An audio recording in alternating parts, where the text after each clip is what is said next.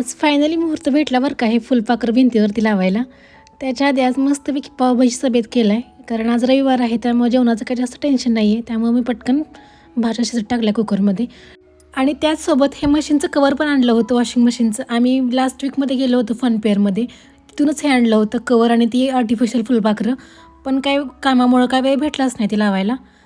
कपडे पण वॉश करून झाले होते मशीनमधून. त्यामुळं पटकन मशीन पण स्वच्छ केली आणि त्यासोबत हे कवर पण लावून घेतलं. कवरची क्वालिटी पण छान आहे आणि त्याचा उपयोग पण चांगला आहे. म्हणजे आपण कसं झाडलोट करतो त्याच्यावरती धुळा पण बसणार नाही आणि सारखं स्वच्छ पण करायला लागणार नाही. आणि हे कवर एकदम अफोर्डेबल किमतीमध्ये मिळाले होते आम्हाला. आणि त्याचबरोबर हे आर्टिफिशियल फुलपाखरं पण आणली होती. ही पण खूप दिवसापासून एका कोपऱ्यात पडून होती ते कवर आणि ही फुलपाखरं. तर म्हटलं आज काही पण करून हे लावायचंच.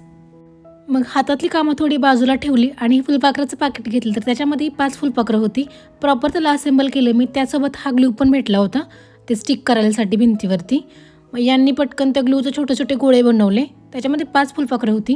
तर त्याच्या अकॉर्डिंग त्यांनी 5 गोळे बनवलेले त्या प्रत्येक फुलपाखराला चिटकून घेतले छान असे.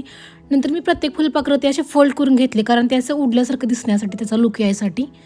आणि त्यांनी नंतर हे असे भिंतीवर लावून घेतले एक एक करून. आणि ते इझिली भिंतीवरती स्टिक पण होत होते कारण त्या ग्लूची जी क्वालिटी आहे ना ती पण चांगली होती. म्हणजे बऱ्यापैकी चिटकत होतं चांगलं. तर त्याचा फायनल लुक असा काय दिसत होता.